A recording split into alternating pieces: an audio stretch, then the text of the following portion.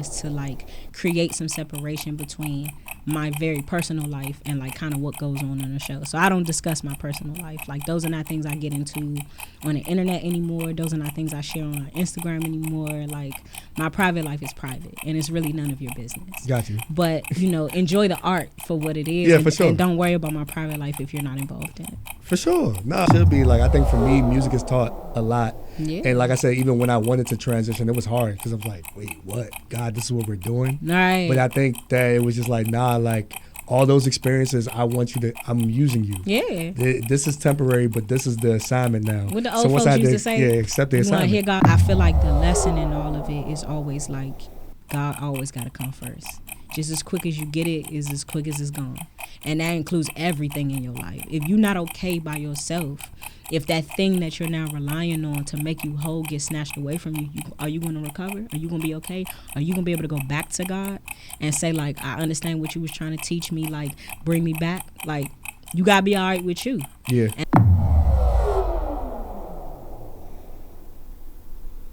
The harder you grind, the bigger you dream. The harder you grind, the bigger you dream. The harder you grind, the bigger you dream. I said the harder you grind, the bigger you dream. I said you're up and I'm up. You're now tuned in to the Grind Hard Dream Big Show. The harder you grind, the bigger you dream. I got a special guest in the building. Go ahead and introduce yourself to the people. My name is Mia Sparrow, host of the You Weren't There podcast, retired rapper, accountant, Christian, human being. That's all right. That's a lot of titles, though. Yeah, a lot of titles, for sure. So I guess your childhood and coming up, how was that for you? I grew up in Temple Hills, Maryland, which I think informs so much of who I am now that I'm thinking about it.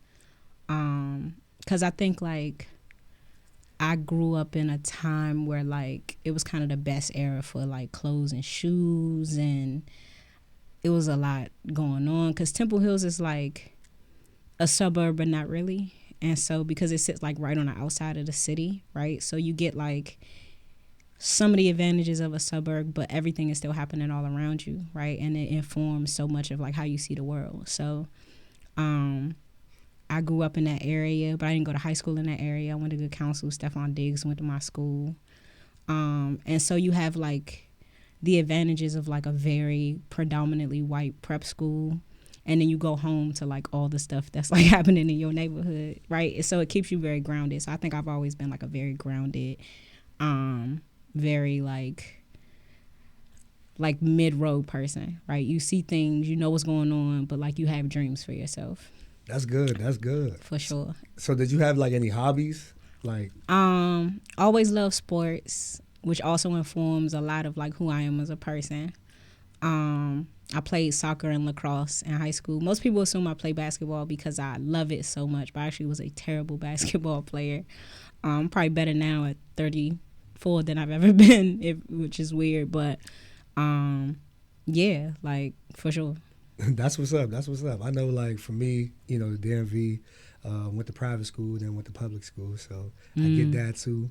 Grew up in Hyattsville, PG Plaza. Now it's the Mall of Prince George. That's how time flies. Nah, it's always gonna be PG Plaza to us. Nah, for sure.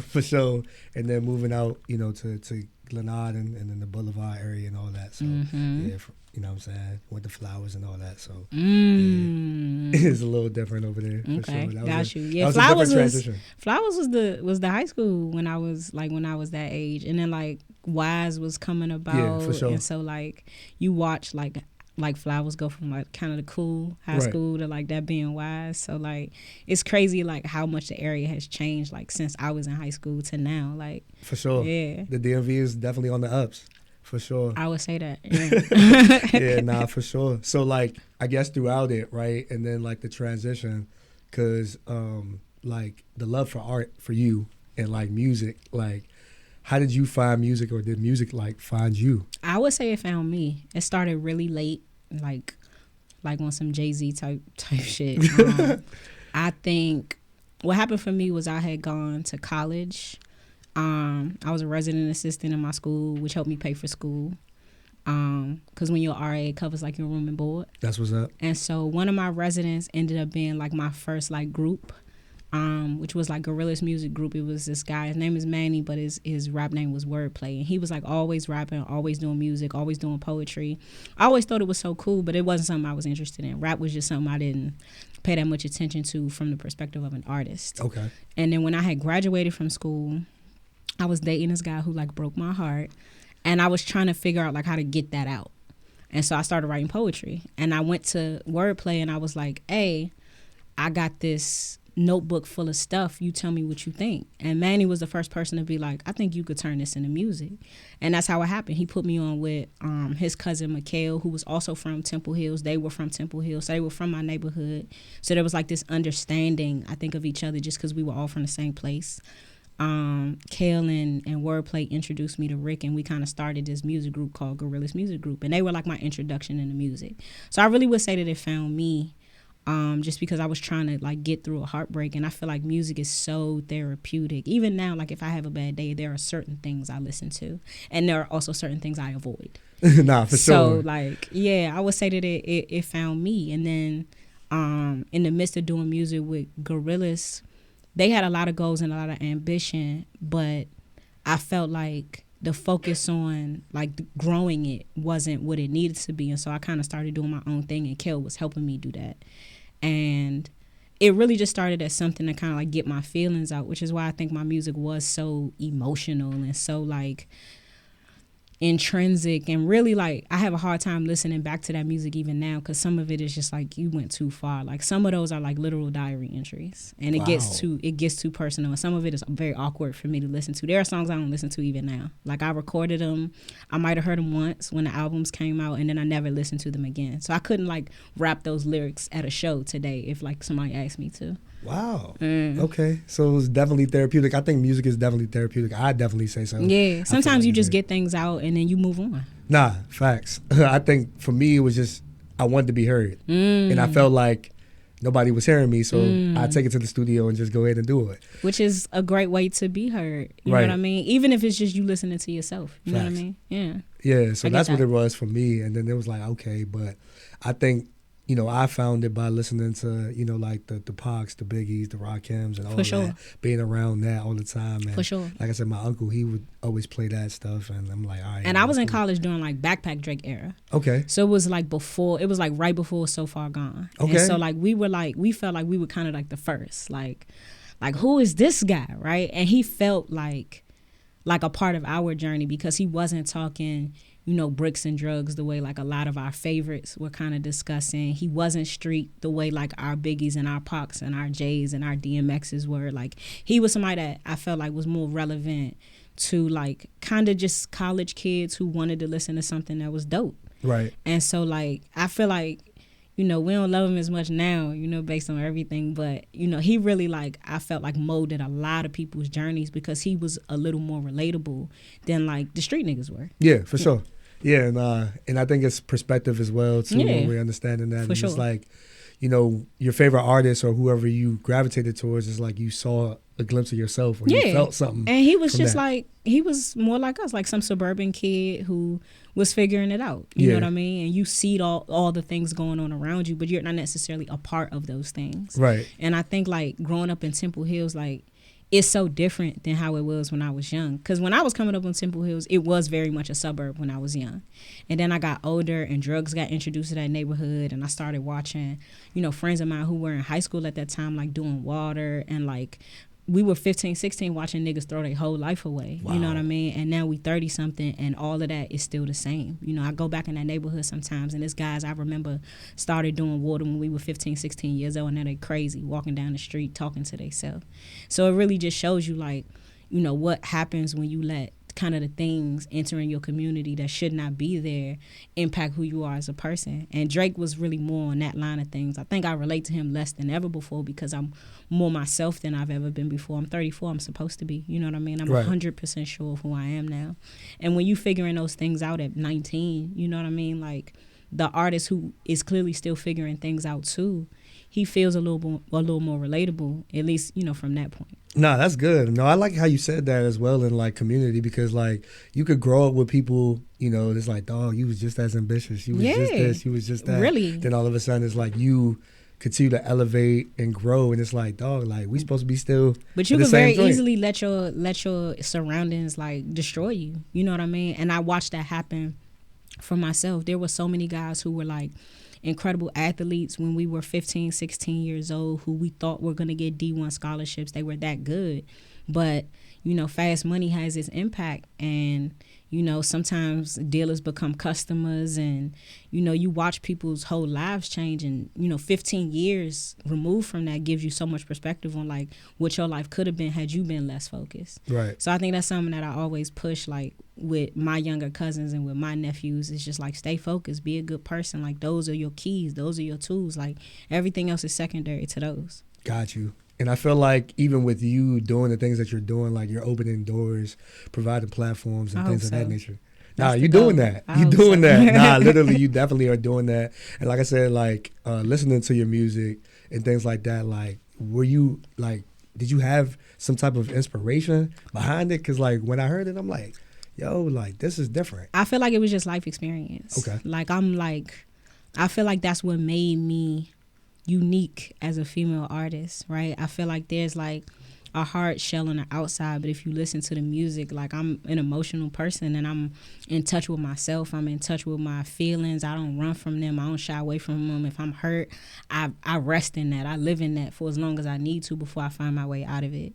And I think like that's what my music did. It like gave you something that was like, well, yeah, like I'm inspired by Nas and Jay and all those people, but I'm just as inspired by like a DMX or a song Cry by Hove, or you know what I mean? And so I felt like that was what was missing from the females at that point in time. I felt like, you know, it's more sexual than ever, but that was happening then. You know what I mean? That was happening in 2016. So I think that was what made me unique. Like I was completely open to embracing who I was without trying to beat other people. Like, nah, like I'm a tomboy. That's who I am. It doesn't change who I am, but on the inside, like I'm a woman like everybody else. I have feelings and they get hurt sometimes, and I've been hurt, and I'm okay with telling you that too, because all of that makes you who you are. You know what I mean? So yeah. I think that's what made me different then. I think that's what makes me different now, like in terms of like entering a more creative space. Is like I'm open to having a conversation that makes me vulnerable if it's gonna help somebody else. Nah, that's fire. That's that part right there, because I think that's healing. You know what I'm saying? Understanding like we're learning and unlearning so many things about ourselves. Like unlearning. We thought this was the right way. For sure. And all of a sudden it's this is the right way. Or I'm still unlearning. Yeah, we still unlearning. Every day. Like, yo. Every day I'm still like realizing like more of who I am in God, but like also like how the world has impacted who I am as a person. Right. And you know, there are still things that make me angry. There are still things that hurt me. There are still things that like shake me to my core. And I'm okay with all of that. Right. And I think like being able to like display that openly and have a real conversation about it is important, because I feel like that's what's missing from a lot of our kids. It's like a lot of our kids, they first instinct is to get upset about something, which is normal, which is natural, right, and then to immediately react to it, as opposed to taking a minute to say, like, why do I feel this way? How do these feelings come as a direct result of like what I'm going through right now? How can I work myself out of it? How can I make it so that I don't get here again, that I don't get to this level of emotion again? And then figuring all those things out. I think that's what's different about like my generation. People thought before they acted. Yeah. And I feel like when I look at a lot of the youngins now, it's like maybe there's a quick thought, but there's so much more reaction time than there is like time to really think and sit in it. Yeah. And so I feel like those are the conversations that I want to have. It's like you understanding where and what you come from, how that history impacts you, and how you can grow and move forward from it. Not just to stay where you are and say, well, that's just how I am. Well, okay, well, what if how you are ain't right? Right, yeah. What if you need to grow from how you are right now? And that's not an overnight process. It's taking me 10 years in music and 10 years as a woman to like really grow into who I am. But I'm more sure of that than ever. So, you know, that's the message that I try to send on You Weren't There. It's like knowing and understanding your history, how that impacts you, but also like how you can grow from all of that. Right. Because if you're not going to grow, it's kind of pointless. Nah, for sure. We're supposed to grow. You're supposed to elevate. Sure. You're not That's supposed to be the same. It is. That's hard. It definitely I feel like is. you like skip that step on how hard it is to like grow. You know what I mean? And how deeply like your hurts can impact you. You know what I mean? And especially with our youngins, like there's so much of like boys don't cry, and Yeah. you need to get over that, and you need to suck it up, Right. and all that type of shit. And you hear that as a grown woman Yeah, too. yeah. Like, you feel hurt for a second, you're not allowed to stay there. Like, no, feel your feelings, Yeah. and feel them as deeply as you need to, but find a way out of that. Don't Yeah, for stay sure. there. You know what I mean? Because you ain't hurting nobody but yourself. Like, staying mad at something and not growing from it, that's drinking poison and expecting somebody else to get sick. That's ridiculous. Yeah, And it never works that way. No, I don't. And, you know, I'm glad you sat there and said that, because like I said, even me coming up, like dealing with my feelings, like I know how I process like this whole notion of like they mental don't teach health. us that. They don't teach us none of that. So it's like, nah, you just They don't thug it teach us out, that. thug it out, thug it out, They thug it teach out. you to get This is what over we- it. Yeah, but then it's like, okay, how do you cope? Yeah, You get a because I journal don't want to and do just that. get over it. I want to get through it. And there's a Yeah. difference, right? Getting over something is like avoidance. It's avoidant behavior. Whereas getting through something means that you had to like endure, you had to process, you had to learn, you had to move forward. That's what we need to be trying to like instill in each other. It's not getting over something, it's getting through something. Right. Nah, I agree. 100%, because I think that that's what it is. And so like the start of the pod, because you transition from the music to the pod. So what was the purpose of the pod, and like what was that step for you? Because like I know that's like a whole new lane in a sense, or like a whole new different, you know, goal or anything like that. So like what inspired that? You Weren't There really started as like a conversation. Like, I had torn my Achilles a year ago. Oh wow. And so I was like sitting around for like 8 months. And I was like, okay, my first thought was like, well, I'm gonna be sitting around. I have terrible dietary habits. I'm gonna be huge if I don't change that. So that was like the first thing I changed, was just the way I was eating. And so I went like vegan during that time, and then stayed vegan once I got healthy, because I was like, oh snap, like I had like gained a bunch of weight and didn't even notice it, because I always wear my clothes kind of big. And then I had lost like 60 pounds. And so like I felt better, I felt healthier, I felt clearer. And so I was having conversations with my friends during that time, because we were just on the couch. And I thought one day, like, we should put this on a podcast. And at first it just kind of started off as a joke, but I had mentioned it to all my friends, so they started asking about it. Like, man, when you gonna do the pod? Like, what you gonna do about that, man? You need to stop BSing. You ain't doing no music. You need to do something. So it started like that. And so we had done like a bunch of episodes at my crib, which none of which we used. I think we used like one of the 6 or 7 we had done, but it really informed the process, like how to do it right, how to take it seriously, how to cultivate a show, how to grow topics, how to carry on conversations, how to keep things going during awkward pauses. It like informed the way I do everything now. And so in the process of that, I had like kind of just got back on my feet. And there was a sports show on Facebook called You Weren't There. It was called Next to Flex Podcast. Okay. And I used to always watch it. I used to always comment on it. It was like a bunch of like grown men, like, and I'm telling them like, nah, that's wrong. Like, what you saying about that player is wrong. It was all sports. And one of the guys who was doing the show, he was like, you should come in here and talk to us about it. I'm like, why? So he like, nah, like, I really think like you have some valuable opinions. Come in here and talk to us. I had done like maybe 2 or 3 shows with Next to Flex.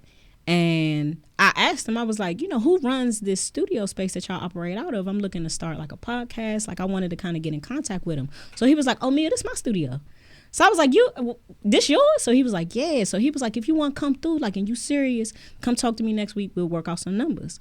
So he gave me a good deal on the space. And like that next week, we had done the first episode. And it's gone through its transitions too, because I had a co-host initially. And that just didn't suit me for a lot of different reasons. But I think mainly because I'm a bit stubborn and I like things my way. And a podcast is hard work, right? When you're on the front end of it and you have to like write it yourself, curate it yourself, pick the guest yourself, pay the studio space yourself, edit yourself, you really understand like how much work goes into that. For sure. As opposed to the people just kind of sitting in a chair who show up. Right. And I felt like my co-host didn't really appreciate that. Like, he didn't understand any of the work that it took to make that come to fruition, because he wasn't doing any of it. And I got to a point where I was just like, well, I'm paying for everything and I'm doing all of the work. And I had asked him about that one time, and he like went off on me. He was just like, I'm the star and ain't nobody watching for you. No way. They watch for me. Wow. And I was like, all right, cool. Let's see. So I took him off the show. And I was like, you know, do your own. Like, if you feel like you better than me, you feel like you the star and they only watching for you, go ahead and do it yourself and let's see, right? I'm a competitive person. Right, yeah, for sure. So, like, insults don't really bother me. Like, if you say you better than me, show me. That's what an athlete does, right? If you say you better than me, you got to get on the field and prove that to me. Right, for sure. So I was like, okay, let's go. The best rated shows that I've had so far were after he left, and I ain't seen a show from him yet. So that tell me everything I need to know as far as like how I'm moving in my process. And everybody can't come with you. Those are just realities. And it's still all love that I got. I hope you get a show one day. I don't think it's going to be quite as good as mine, but that's just because I'm a competitor. Right, I'm going to always sure. say that. You know what I mean? I always feel like the smartest in the room. But, I mean, that's really how it started. That's how it, like, grew, and how it's continuing to grow is, like, me being a hard worker, willing to put the work in every single day to do the research to make it great, and knowing that, like, if you feel like you the star of my thing, maybe you got to be the star of your own. Right, and I think, like, your transition, like you just sat there and said, like, kudos to you to deal with all that, because, some people will be like, all right, man, I did an episode, I did 2, guess what, I'm done. No. Now I'm saying this, that, and the third, but you just kept I'm going and having the endurance and just continue to do that. I want to win. Like, always, I want to win. And the crazy thing is, I think, like, real competitors, like, I hate to lose more than I like to win, honestly. I hate to lose. I despise it with everything in me. So, like, if you tell me that I'm not going to win, okay, let's see. Right. And let's go out here and prove it. Like, that's it. Line up on the field with me. Right. You think you better than me? Line up. It's like, go ahead, check ball. Let's see. Ball up top, nigga. Nah, for sure. And so, like, but, like, the mental capacity and you going through that and still being able to make it happen, I want to give you your flowers for that, because I know sometimes when people, you have a vision, it's a plan, stick to the plan, and all of a sudden things kind of like unfold in a way that you may not want it to. But I think adjustment has to be part of your plan. For sure. Like, I think, and because I do have like a regular job, like, because I'm like a senior accountant, so like by nature I'm a mathematician, right? And really what people think being a mathematician is numbers, but it's really just problem solving. And so I think, like, when you create a plan for something, room for adjustment needs to be part of that plan. You need time to make adjustments, time to bring the new plan to fruition, time to make it work, to see how it's doing and be able to test. And so, like, for me, it was like, okay, I gave myself like a few episodes to just kind of see how it felt without like someone holding me down as a crutch. And then after a few episodes, I got comfortable doing by myself. And then I preferred to do it that way, because then I didn't have to consider the workarounds of like another person that I had to kind of cater to. Gotcha. And so, like, for me, like, that's the only way I would do it going forward. Like, I probably wouldn't. I have like special co-hosts sometimes, which I love. I feel like they add perspective, they add depth. And I'm always appreciative of that. But as far as like, working on something, I think I prefer to do it on my own. And I've always been that kind of person. I think that's why Gorillas didn't work out. It wasn't just because of like circumstance, because like the guys had things going on and stuff like that, because they were older than I was, and so they started having children, and you got to focus on those parts of your life too. Those things are important. But for me, I was young then, I'm still young, and so I really felt like, no, I think I could do this by myself. And that's the kind of person that I am. Like, if the team not working, we could go out here and do it I could do it myself.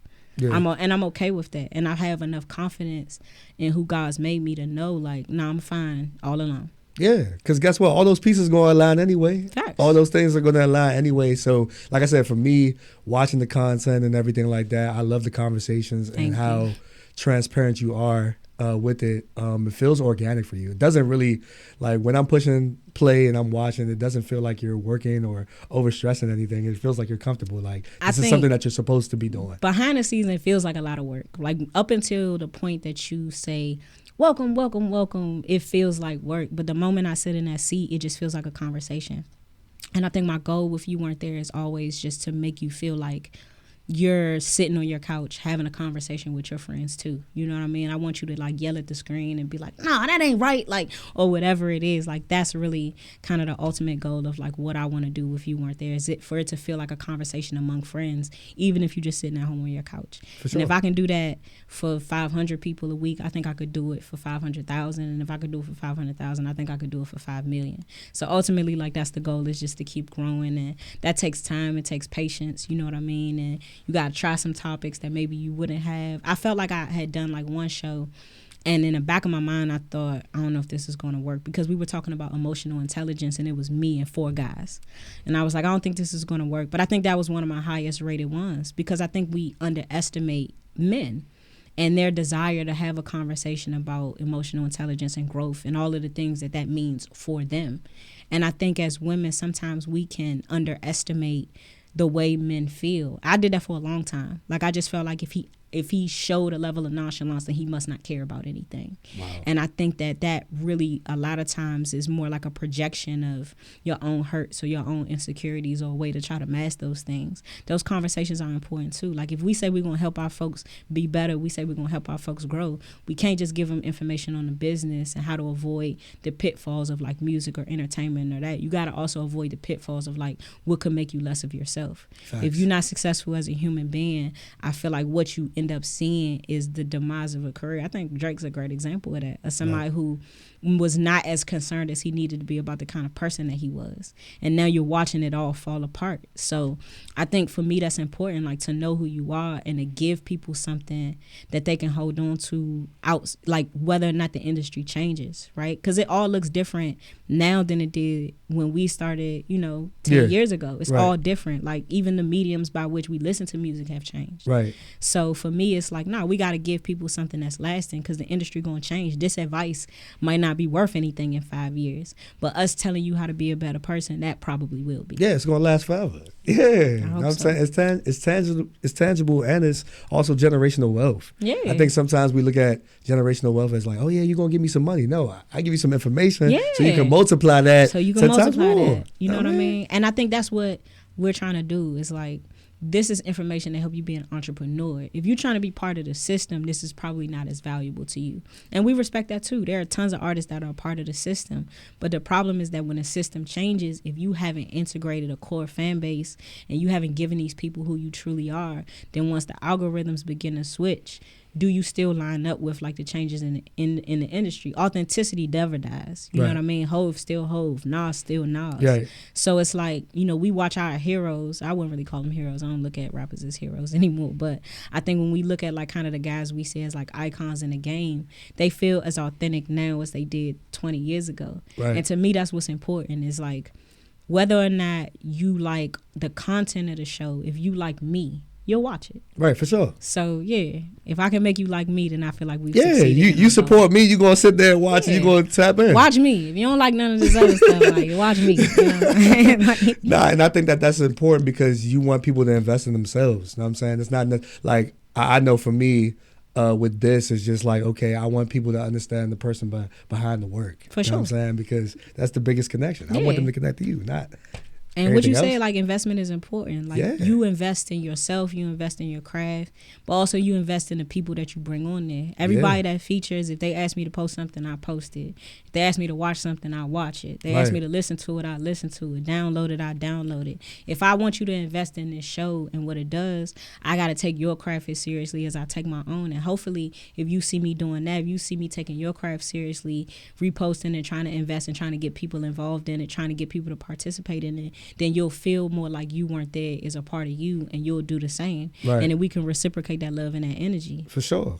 And that's what we've done. And like I said, I'm grateful for that, because like I said, even with that, he was like, yo, Jay, I got your back. You know what I'm saying? The back to school joint, I got your back. It's and all important. That. And it's like, important to show love. up. It's love. And it's important to keep your word. You know what I mean? I told you, I say, like, look, we're going to come through with 10 backpacks. Don't worry about it. And we came through with whatever we came through. Right. So, you know what I mean? Like, it's important to keep your word. For it's important to do what you say you're going to do.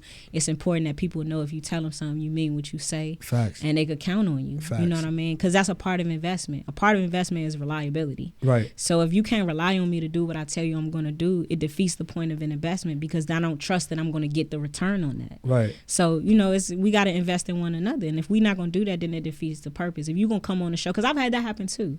I've had guests come on the show and they take the free pictures and they repost, their content or what they were saying on the show, and then we don't hear from them again. And that's fine too. It's nothing wrong with that. You know what I mean? You got to do what you feel like is best for you. But for me, I feel like the best overall situation is if we can invest in one another. And then it presents opportunity for you to come back. Right. Because if I know that I put you on there and we gave you what we gave you and like you didn't pay us no attention after that, we might not want you to come back. So if it gets bigger, when it does get bigger, you're not as welcome to be a part of it, and you got to deal with that too. It's a lot of artists that didn't get the support when they first started, and then they blew, and now all them people that wasn't paying them any attention, now they trying to get on with them. Right. It don't work like that. You Right. know what I mean? You got to support it from the ground up, and you got to believe in mutual investment, no matter how it turns out. Facts. Nah, I agree. And like I said, like for me, I already like I'm very futuristic. I wouldn't be surprised if y'all do like you doing the live shows and all that. I see that. Count it done. I see it. I see that. You know what I'm saying? I see that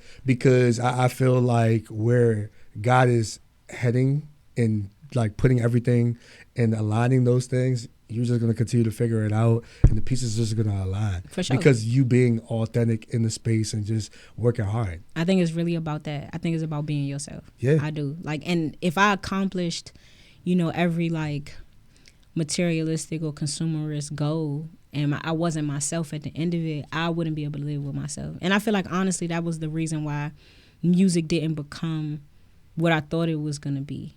And I think for a while that kind of bothered me, because we could sell out shows and we could like sell tickets, we could make money, we could monetize it.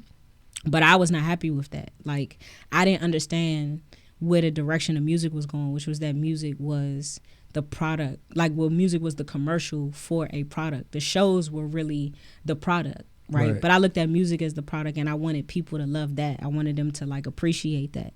And it was like, it didn't matter that we were making money in other ways. Like, nah, I want you to love the art. Right. And I think like my not understanding like what it could have been, I felt a way about that sometimes. But I think looking back at it, I never felt like I didn't love music enough for it to be the thing, and it took me a while to admit that, honestly. But music was really just something to get my feelings out, and then it became something much more. Right. But that was never my goal. That was never my intention. We didn't intend to like have a meeting with Kevin Liles, or none of that was like the goal. It really was just like, I just want to be myself. I want to be honest about like who I am in this moment, how I feel about this moment, who I am in this space, and explore all of those things. And I think it became something bigger than that. And in retrospect, I think if I had become like Drake or Cole or anything during that time, I would have got canceled by now anyway, because I wasn't who I would have needed to be, like, to be famous. Got I you. just know that. Like, Got you. I would have been said something that would have pissed everybody off. And you wouldn't even know who I am, and then we wouldn't be able to do You Weren't There, because nobody would have wanted to hear it, because they canceled me a decade ago. Got you. So, it all works out in God's time and in the way that it's supposed to. And I feel like, you learn the value of your gift, and my gift wasn't, maybe music was a part of the gift, but I feel like much more than that. Like, my gift is just my voice. It's my ability to connect people. It's my ability to like say something and have you listen. Right? I feel like you put me on Howard Theater, you put me on the Fillmore, you put me on any stage anywhere, and like if I walk in that room, people listen. That's my gift. And whatever that is tied to is what it's tied to. Right now, it just happens to be You Weren't There. And I feel like that's where God was leading me. I just didn't know that 5-10 years ago. Facts. Nah, I agree, because it's similar. Like, the music for me, the same thing. I'm the like, voice all right, is the bet. voice. I'm making the mixtapes. I'm doing all I'm this being stuff. just I'm as doing honest. the shows. I'm being just as honest. Yeah, I'm just as literally. honest on You Weren't There as I was in that music. Maybe not quite as honest, if I'm really being honest about that. But I do think like there were like, for me, some very cringe moments like with the music. And so I think like as an adult, right? Because I was a kid then. You don't know anything at 23, not really. You think you do, but you don't. And I think like what I learned is like separation. And so like I'm doing a better job of that now, is to like create some separation between my very personal life and like kind of what goes on the show. So I don't discuss my personal life. Like those are not things I get into on the internet anymore. Those are not things I share on Instagram anymore. Like my private life is private, and it's really none of your business. Got you. But enjoy the art for what it is. Yeah, and, for sure. And don't worry about my private life if you're not involved in it. For sure. Nah, that's how it should be. Like, I think for me, music is taught a lot. Yeah. And like I said, even when I wanted to transition, it was hard, because I was like, wait, what? God, this is what we're doing? Right. But I think that it was just like, nah, like all those experiences, I'm using you. Yeah. This is temporary, but this is the assignment now. What the old once folks I used to say, yeah, accept the you want to assignment. hear God laugh, tell him your plan. Yeah. Right? So, like, that's how it is. Like, I think you have whatever your plan is for yourself, and at some point you grow and mature to like, well, God, what is your will? Right. Like, what is it that you want from me? Like, Right. what is it that you want me to do? Like, order my steps. And whatever that looks like, I'm fine with. And I feel like the more I allow God to order my steps, the more success I see on the show, the more I'm able to watch the numbers grow. And I'm still new enough to appreciate a little bit of growth. Like, oh, this one got 100, this one got 3, this one got 5. Like, that's amazing to me. Like, Right. oh man, like, because especially coming from here, Right. I think you know this as well as I do, making 500 people do anything can feel impossible sometimes. For sure. And then making 500 people do that every week feels like an even bigger task. Right. So I think, like, you know, watching the numbers grow week to week, and even if I have like a couple of down weeks, I'm just like, okay, like, as long as my goal is like, as long as we like hit 100, I'm good with that. For sure. And so, like, being able to like be comfortable in that, because I feel like there are so many platforms, so many, like, you know, we talk about it a lot on the show, but like gatekeepers or what have you that would make you think like, if you got 50 views on something, then that means nothing and you're failing, and that's ridiculous. Right. If you can make one person watch that, you did something. Facts. If you can make 5 people watch something, you did even better. If you can make 50 people watch it, as far as I'm concerned, you won a day. Right. So, you know, for me, like, it's never about the numbers, it's about like engagement.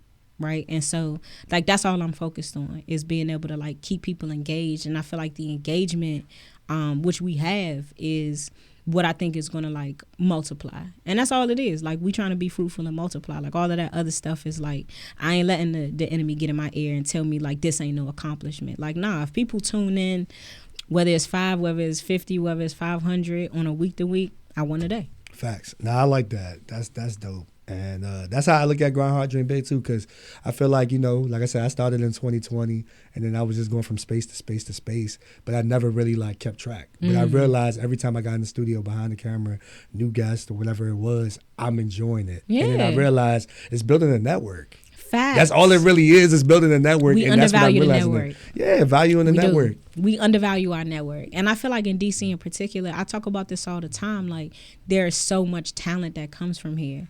And we focus so much on like music and entertainment, but there are so many like designers, curators, painters, people who are creatives in a million different ways that have contacts in New York and in Paris and in LA. And it's just amazing how it works out. Like, I ended up March, I got an opportunity to do a Netflix special for the show called Untold, which is like, they do like kind of like the B-side stories of like sports. So they had done like one about like the Malice at the Palace, for example. And, you know, it was just a buddy of mine who I met through music, and he was like, hey, it's a show for Netflix. They want somebody on here to talk about the Wizards. You a girl and they don't have one. You want to be on it? And it was just that simple. And so like that came as a result of a connection I made through music. But that guy's not even from here, and he's connected everywhere. And like one of the producers on that show, he ended up like, he's from LA, doesn't come out here that much. That's a contact that I have anytime I go to LA now. So you just never know like where you're gonna meet people. And I'd like never really like talked to Carrington like that, who was the guy who put me on with the Netflix opportunity. But immediately when he saw that opportunity, he had me in mind. That's what like valuing people does for you, right? You might not talk to this person for 6 months or a year, but you want to create and curate the kind of relationship where like, if I don't talk to you for 6 months, but an opportunity comes up that you know I will be good at, maybe you keep me in mind, maybe you think of me. That's networking. People think networking is being able to use people whenever you need them, and never about being useful to other people. Nah, I invest in people. That's ultimately what You Weren't There is about, is the investment in human beings. Facts. And I think if you do that and you make that your focus, the rest just kind of like comes. Yeah, I agree. And that's why I think this is alignment. Like, God, like, yo, this is the right time, perfect time. Because I know, like, he was like, yo, you know what I'm saying? What's your schedule like? Mine, yeah, it's all in aligned time. It was hard to get on here. Like, we've been talking about this for months. Right? Yeah, for sure. But I just think that it's alignment, because like I said, that's how I look at Grind Hard Dream Big as well. Like, I don't want somebody to just sit in the chair and, you know, we just sit there and talk. Like, no, how can I help you? Yeah. Like, what can I do? How can I add value? How can we invest in each other? Because how can I help you is more important than what can I gain. Exactly. And I want people to understand that, because it's like, yo, like, this person is dope. This person is dope. We trying to curate something. Let's do it on the collective. And I think it's important, like, you're such a genuine person. And I think, like, I hadn't seen you for so long. I hadn't spoken to you in so long, but the energy was still the same. You know what I mean? And I admired that so much about you. I always did. Appreciate and I that. think that that's important, like, is to like keep genuine people within your like connection circle, you know what I mean, within For sure. your network. Because I think like that's the difference. I've met so many disingenuous people like over the course of a lifetime, and I think like for me, like, it sharpens you. So I've met enough disingenuous people to know a really genuine one when I see one, and to value that in a way that is something I keep with me, because like you gonna meet a lot of people who are not like that, and so you meet a couple who are, like, you gotta value that, you gotta appreciate it, and you gotta respect it. Not everybody is that way. Facts. Nah, and that's what I think. For me, I'm a natural learner, so Right. I always want to learn. And then on top of that, the person or whatever it is, I understand the competition thing that you always say, because being a competitor, you know what I'm saying, you playing sports, of course you want to win. But at the same time, it's just like, yo, I can learn. Iron sharpens iron. For sure. So I don't look at it as like intimidation or Yeah. like da. It's like, bro, And I can even learn from you. in- You can learn from me. And even in like competition, right, you need to be coachable. Yeah. So part of being coachable is being able to like listen to people who Yes. have a better grasp on things than you do, or who are maybe doing it better, right? A rookie quarterback needs to listen to a veteran quarterback, because a veteran quarterback listened to someone first. So a part of your growth, a part of your like sharpening yourself, a part of getting better is to be open to being coachable, is to be willing to listen to people that come into your life that can help you be better. And that's all a part of it. Like, if you're not coachable, you're not going to get better. And even if you do get better, it tends to be very fleeting, because like you don't know how to maintain it. There's a lot that comes with being successful. And honestly, I feel like that was like maybe the main reason why like God didn't have that for me. Like I really genuinely feel like had I become all that I'm going to become with You Weren't There in music, I don't know if I would like myself. I don't know if I would be able to look myself in the mirror and say, no, you're still a good person. And to me, that's more valuable than anything. I got nieces and nephews and youngins coming up behind me. My little cousin, who is bigger than me in the podcasting space, I think he got like 20,000 subscribers at this point, like Devon doing his big one. But that's my youngin', and he came up behind me. And like my lessons of like what it means to be a good person are something that I feel like he carries with him. That's good enough for me. You know what I mean? So I think like for me, I value that above all. It's like, am I a good person? And if I can't have that with all of the success, it has no value to me whatsoever. Because like I have parents that I'm trying to make proud. My mama watched my podcast. Like, we not gonna get but so crazy on there. I want my parents to be proud of like what I'm creating. And if we step outside of who we are, then it becomes harder to do that. And I don't think I would have been able to look at myself in music with any amount of like innumerable success and be like, I'm okay with how I got here. Right. No, I think I agree. met too many people along the way. And I think the people who might have helped me get to those spaces were not people who, looking back, you know, in my early 30s, like, do you still want those people around you? You know what I mean? Like, Right. do you still want those people having a hand in your career? You still want those people, like, guiding you? You know what I mean? And so, you know, it all works out the way that it should. Yeah, nah, for sure. And that's the biggest thing I had to learn, because like even through the music, like Lonely Flights, AC3, South by Southwest, I'm like, bro, like you said you was gonna be here, you wasn't. So I had to learn a lot about that, and it's just like, yo, like God is gonna align those people, and you just got to be okay with that. And you know, that was the tug of war that I was battling, because I'm like, nah, it's not what I thought it was gonna be. But you know, going back to what you were saying, like, you accomplished the things that you wanted to accomplish. You did it on your terms or whatever like that. And now it's just time to transition. And I think it's important to establish like confidence in your being able to do it by yourself. Yes. I think when it came to music, even when it came to the podcast, and when I look at like kind of my journey as a creative, it always started with someone else, but it's always ended with me. And I think that that's important, because I am a person who like, I value my friendships. I value family. I'm a family oriented person, and I treat my friends like family. And so starting off with people, the expectation is that they'll remain, and that's not always the journey for you. You know what I mean? Where you start is not where you finish. And so I think like that's really what God has instilled in me throughout the process of being a creative over a decade. It's like, you need to rely on me, and you need to rely on what I put in you, not people that are around you. Like, I gotta be like your strong tower. And if I'm not, then there's going to be a problem. And you got to keep people around you that are part of the network I created for you, not just people you think can help you advance. And so I think in like, you know, there are tests that I felt like I had failed. And so I've repeated them. Like, I think that's the price of like really like loving God, but being like a flawed human being. Yeah. Right? And I think like sometimes like, man, like I'm kind of a carnal Christian sometimes. Like I gotta get that together.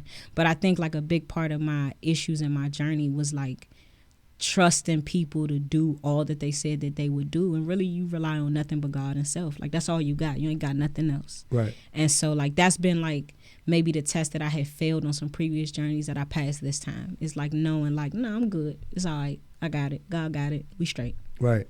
Now that's good, because like you just sat there and said, like that whole notion of trusting God and trusting, like fully trusting Him, because like certain situations you just want to be like, nah, I'm gonna take the wheel. Yeah. Nah, I want to do this. And I want to do that. And when you I got had to people learn that you too. think got your back, Right. you rely less on God sometimes. Like you start to rely more on those people and what they're doing for you and what you're seeing come out of that. Right. And sometimes it'll make you forget. Same is true of like if you in a romantic relationship, you relying on God or you relying on that person. Right. If something happens to that person, you okay? Like you all right by yourself? Because you need to be. Things happen all the time. I had an aunt, and not to get too personal, but I just feel like it's relevant. I had an aunt who she had been single for a really long time, and then she got married, and like I think within like a month of the marriage, her husband passed away. Wow. And it was like devastating. And I feel like the lesson in all of it is always like God always got to come first. Just as quick as you get it is as quick as it's gone. And that includes everything in your life. If you're not okay by yourself, if that thing that you're now relying on to make you whole gets snatched away from you, are you going to recover? Are you going to be okay? Are you going to be able to go back to God and say, like, I understand what you was trying to teach me, like, bring me back? Like, you got to be all right with you. Yeah. And I feel like that's been my lesson, and that was like a lesson that God showed me really early with the new creative venture, was just like, are you okay by yourself? Right. Because if not, you need to have a talk with me. Yeah. So, you know, that's really where the work has come in, and I'm proud of it. I like doing it by myself, like down to the cameras, down to the editing, because I'm learning. Yeah, and you're I'm growing in that type of way. It becomes easy to like rely on your cameraman. What if he gets sick? Or to rely on a sound man. What if he gets sick? Or to rely on guests. What if they cancel? You know, I had a guest cancel last week. Or like, not cancel, but he was so late, I had to keep going. You know what I mean? So, like, you got to be all right with just you and God on that journey. If it's just y'all two, are you straight? Right. I'm straight. Yeah, no, that's good. And then, like I said, at the end of the day, like, He already equipped you with everything. You just got to understand that you just going to learn, and it's going to show. For sure. I always sit there and tell myself, it's like, whatever you doing in private and you continue to do that in private, it's going to show up in public. For sure. The shadow work is super important. Yes. And also like realizing like even when it don't go your way, right? Like test and trial, they come to make you mature, complete, so that you lack nothing. So I think like that's where like God is taking me, is like maturing me, completing me, so that I lack nothing. I lack a lot right now. But I feel like, you know, that's where it's headed. It's like maturing me so that I'm complete, so that I'm whole, all by myself, so that when like those bigger blessings do come, I know who I am, and I don't like become a version of myself that I'm not proud of in the midst of the accomplishments. It becomes very easy to like absorb praise and to start writing on it. Right. You know, but I think like I learned a long time ago that praise is perfume. You know what I'm saying? You smell it, you enjoy it, and you move on. You don't swallow it. Got you. You know what I'm saying? Because you swallow it, it becomes poison.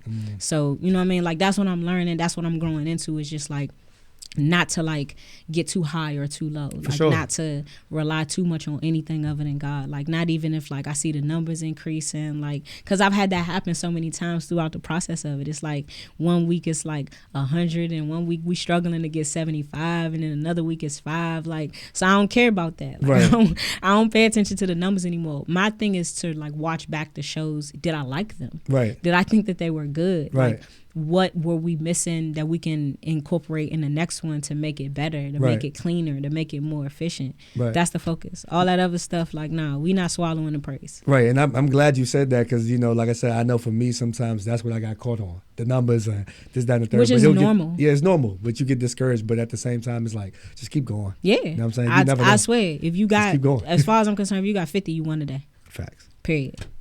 It's hard. I'm dead serious. Like, this is an area that's too cool for everything. Yeah, right? they And that's are. what I come from, especially like Temple Hills, because I grew up like, so like my first job, and I was talking to my cousin about this. So my first job was at Up Against the Wall in Iverson Mall. I was like 15 or 16. I had a work permit. I wasn't even really supposed to be working at that time. And the manager at that time, his name was Eddie, ended up becoming Raheem Devon's like early management. And so I genuinely felt like I grew up around like this cool shit. Like, I really did. Like, there was so much cool stuff around me. You couldn't even work in Up Against the Wall if you wasn't. Right. And so I feel like I really grew up in an environment that like there's so much cool stuff going on around me, but you can be consumed by those things and then only worry about the way something looks as opposed to what it is. And I think like now I'm at a point where I'm much more concerned about what things are and not how they look. If I look back at a show, and I look back at all my shows, I rewatch all of them at least once to like figure out what can be improved. But I never like focused on the numbers anymore or say to myself like, oh man, we didn't, hit this week and so it's a failure. No, like, first of all, if 50 people watched it, success, boom. That's my only barometer. And then after that, it's like, well, how can we improve it? How can we make it better? How can we like make this more engaging? Because there are shows that I've watched and I felt like the numbers were higher, but I didn't like those shows. Right. I didn't think those shows were very good. Right. So what's relevant about those numbers if I didn't think it was good? Right. I'm only concerned about things being good. Right, for sure. Nah, that's what's up. Nah, I ain't even gonna lie. Yeah, you have 50-point games and lose. Yeah, you do. Bradley Beal is I think Bradley Beal is one of the only players in the NBA that has lost the majority of his over 50-point games. Right. He get points like that and never win. Right. So like, what's the point? Right. If you have if you've done all the scoring and all the numbers is right and you don't win, it's useless. Yeah. If I have all of these numbers and the show isn't good, it's meaningless to me. For the sure. only concern is being good. Nah, for sure. We striving to be great in 2025. I know that's what we're doing. We striving to be great because that's what we already are. For sure. I think in 24 I maybe settle for being good, but for sure. Nah, we're gonna be. It's the work ethic though. That's what's gonna separate it. Because like I said, when you looking at shows and everything like that, it's like, all right, cool, but the work ethic is gonna separate you. Like, a lot of us can be talented, for sure, but the work ethic is going. That's the separation. You know for sure. Yeah, and you doing that. I'm saying consistently. For sure. Every week. And that's the difference. Know what I'm saying? With music, I didn't work hard at all. There it is. Bomb dropped. I never worked hard at music. Never. I never gave it any real effort. Music was something that I just was like, I found it and I like worked on it, like as far as like I wrote all the time. But it wasn't something I ever like cared about being good at. I just always felt like I was good. Got you. And then I felt like once that praise came, I felt like, well, I'm better than everybody anyway. So I didn't work when it came to like what it would have taken for it to grow. And I don't think I understood that. Like the work behind the scenes that it takes. It's not enough to be talented, right? You can score 50 points at a Pan Am game. Can you do that in an NBA game? That's always Isaiah Thomas' problem. Isaiah Thomas go for 80 in a Pan Am game and then get to an NBA game and score 6. Right. So like, you got to put that work in like behind the scenes in order for something to grow. And I feel like that's the difference now. It's like I didn't work hard at music. It was just something I felt like I was good at. And yeah, we put on the shows and we made a couple dollars and we met some people and we did some things. And I don't regret any of those experiences. Those are some of the best times of my life. Facts. But like, work was not a priority then. And I think that's the difference. And especially when you working and not seeing like those big numbers, it make you work even harder if you really like something. Facts. And I feel like I love this in a way that I never loved music in order for it to grow to that next level. And that's the difference I really see, is that I really love it this time. Yeah. You know what I'm saying? And I can tell. You passionate about it. You gonna talk your talk for sure. I love it. I love the podcast. I love the creative space that we in. I love figuring out cameras. I love figuring out sound. I love having to do it myself.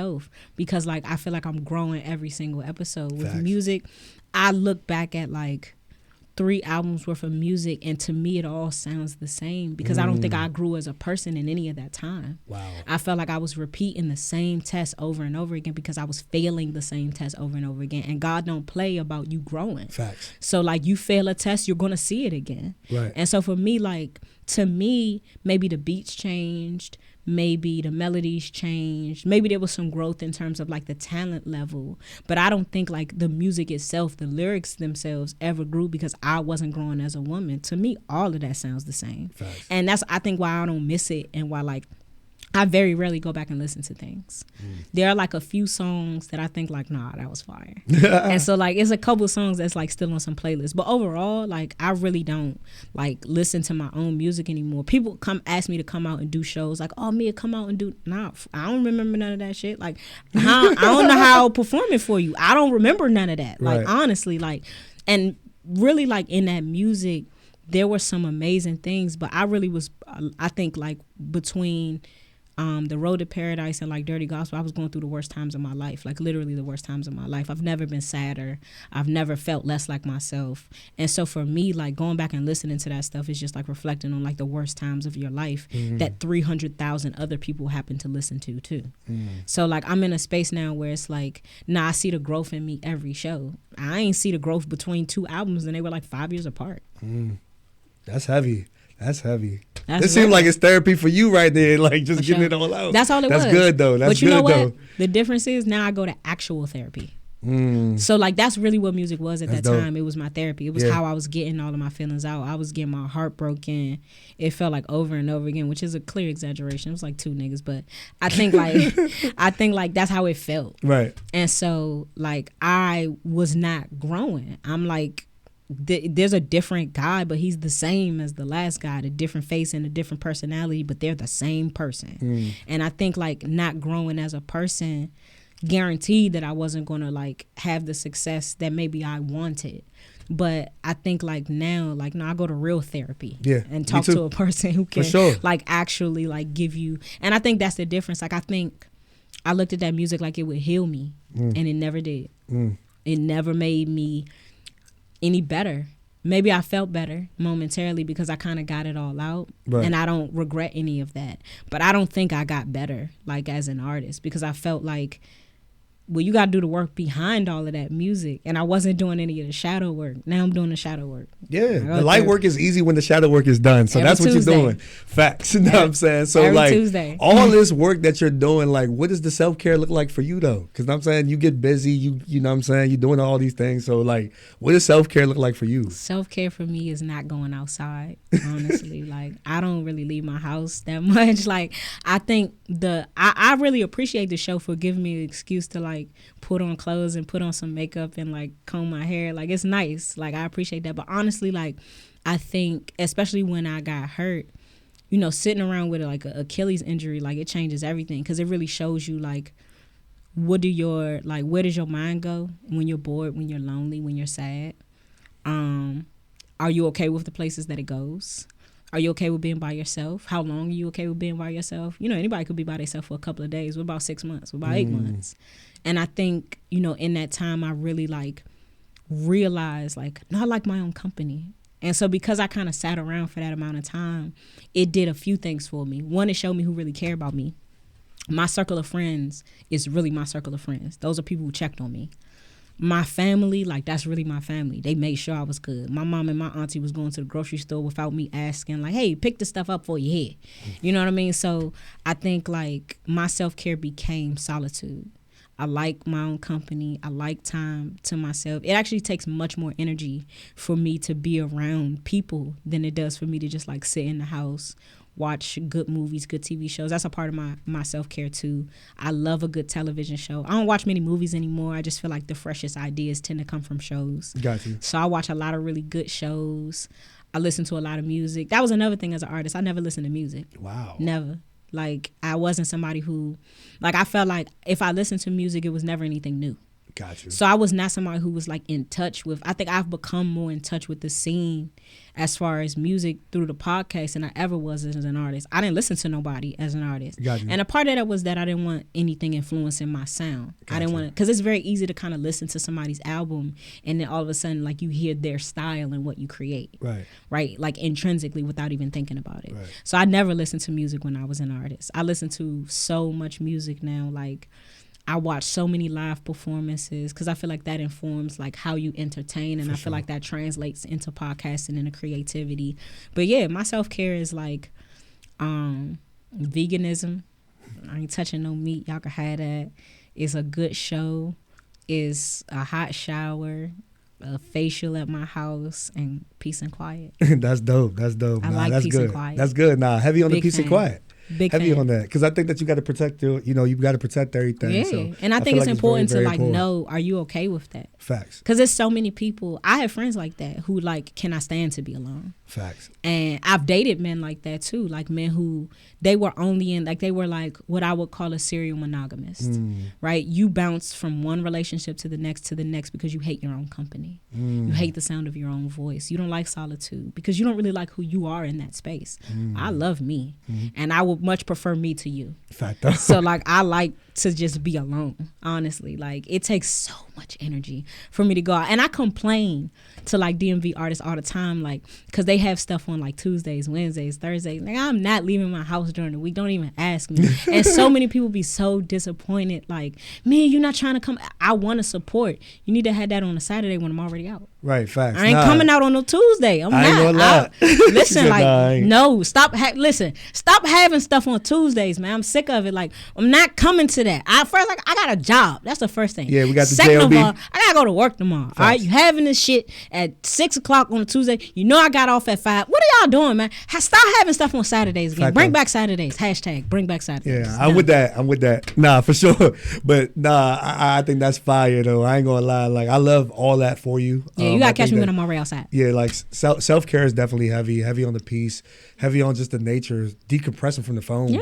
You know what I mean? As a creative, it's like Nah, a million and one things. I'd be like, bruh. You know what I started doing? What I started doing was like, because I am a person who be on my phone all the time, like antsy without it.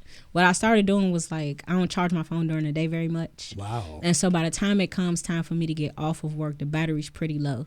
I'll look at something for like maybe an hour or so. By the time 7 or 8 o'clock hits, the battery about to die anyway. I put the phone on charge, I put it on airplane mode, and then I don't check it again until it's time for me to go to sleep.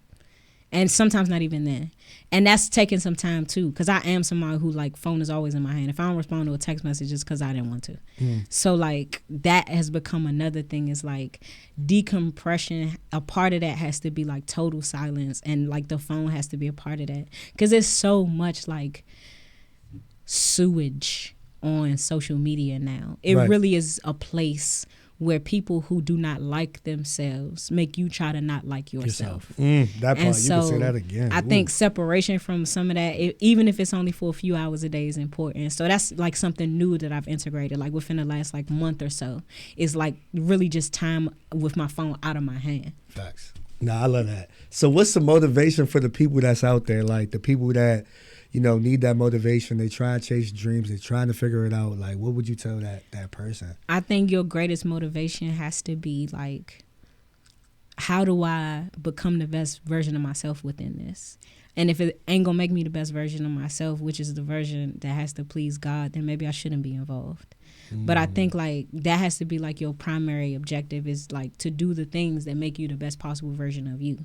So I feel like that's really what You Weren't There has done for me, is because it forces me to be useful. It forces me to give. It forces me to encourage. It forces me to be authentic. It forces me to be honest in spaces where I'm not comfortable. Like I think it was like a show that I did maybe like a month ago, and I had to like keep myself from crying on that camera, because it just got a little too real. You know what I mean? But that's what I'm willing to do if that is going to help someone else be as open and be as transparent within themselves. Right. And so like I think for me that should be your greatest motivation, is like everything I do, it got to make me the best version of me. And if anything that I'm involved in makes me even a fraction of the worst version of myself, I got to move. Facts. Nah, I like that. I would definitely say for, the people out there, like, don't get discouraged. Like, Rome wasn't built in a day. For sure. Like, definitely take your time. Everything takes time. Everything takes time. And God's time ain't your time. Facts. And that was my issue with music, like my lack of patience with it. Like I just felt like my arrogance really like kicked up, right? You get a little praise, you start to drink it. And so I really felt like I'm better than everybody. I should be further.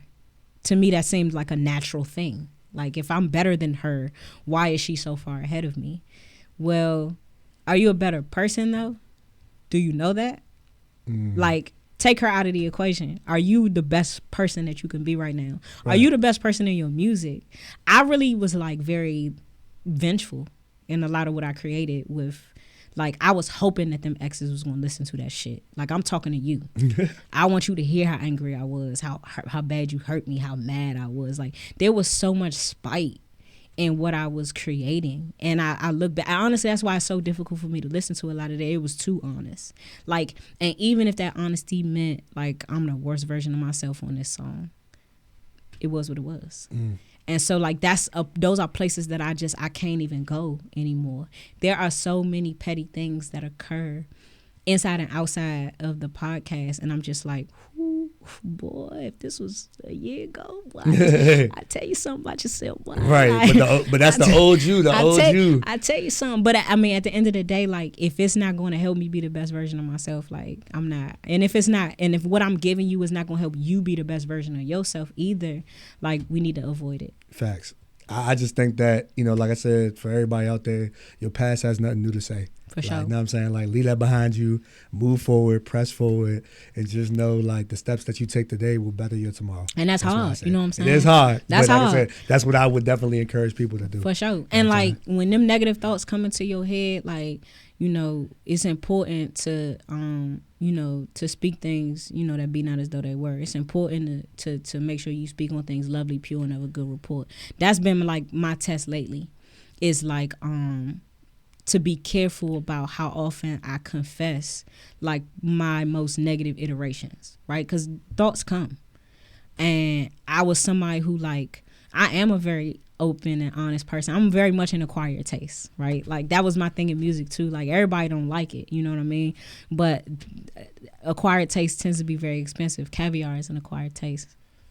So I think for me, like, because I'm a very authentic, very open person, I tended to just say the thing. And it didn't really matter what the consequence of saying the thing was. I just felt like, well, I'm being honest. So, nah, that's not good enough. You need to think on things pure, lovely, and of a good report, especially when it comes to yourself. Because if you're not, then those things will manifest in, like, all the things that you do. And now you're passing off that negativity to everybody that you're touching. So I think, like, for me, that's been, like, the biggest, most recent lesson is, like, to make sure that your confessions are, like, pure, lovely, and of a good report, especially when you're talking about yourself. If you having negative thoughts about yourself specifically, like, if you don't know nothing else, sometimes, like, I feel like the enemy mess with my mind and I can't think of the scripture that I want to say right then. Right. Or I can't think of the lesson from church on Sunday. Or I can't think of the last positive thing I read. I always go back to the Lord's Prayer. If I can't think of nothing else, because I grew up in a Catholic school. Right. I've been in Catholic school since I was in the 2nd grade. So, like, if you don't remember anything, you remember the Lord's Prayer. You remember a Hail Mary. Yeah. If I start to have negative thoughts, I would say the Our Father 10 times if need be to get that thing out my head. Facts. And sometimes that's what it got to be. Like, if you only know one positive thing, like, nah, like, I look good. Say you look good 10 times and see if that negative thing can still rest there. You know what I'm saying? Like, make the positive confessions, make them as many times as you need to until you start believing them. And if you feel like I said it 10 times and I still don't believe it, maybe you need to say it 10 more. Make the positive confessions until that becomes your reality. For sure. Well, I'm rooting for you because, like I said, like, you know, you keep me grounded and you keep me inspired in this journey. Nah, I'm being real, like 100% real, like no cap, literally, because, like I said, it's an inspiration to see how far you came, you transitioning. Like, God got it covered. Just continue to have Him to ordain your steps, and like I said, like, bigger and better opportunities, more doors are going to open, and like I said, you're going to be spiritually mature, emotionally mature, socially, everything, like, it's just going to click. Because I know we're going to count that down for one another, man. Because I see you growing too. You know what I mean? That. Like, I appreciate and that. I see the growth in the podcast. You know, I'll be watching the episodes. You know what I'm saying? I make sure like, comment, and subscribe.